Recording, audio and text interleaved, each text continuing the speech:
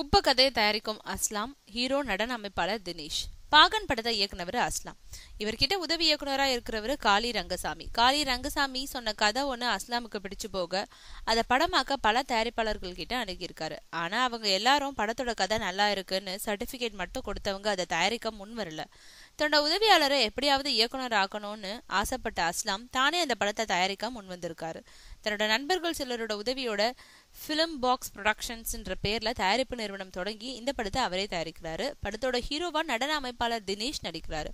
ஆரம்பத்துல நடிக்க மறுத்த தினேஷ் பின்னாடி கதையோட தன்மையை புரிஞ்சுக்கிட்டு நடிக்க சம்மதம் சொல்லிட்டாரு.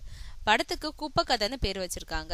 ஏன் இப்படி ஒரு தலைப்புன்னு கேட்டா, இந்த படத்தோட கதை முழுக்க முழுக்க சேரியோட பின்னணியை கொண்டு படமாக்கப்பட்டிருக்கு. அதனால இப்படி ஒரு தலைப்பு வச்சிருக்காங்களாம். எல்லாரும் கதையை எழுதிட்டு தான் படத்துக்கு பேர் வைப்பாங்க. ஆனா இவரோ படத்துக்கு கதையை எழுதும் போதே தலைப்பு வச்சுட்டேன்னு சொல்றாரு இயக்குனர் காளி ரங்கசாமி.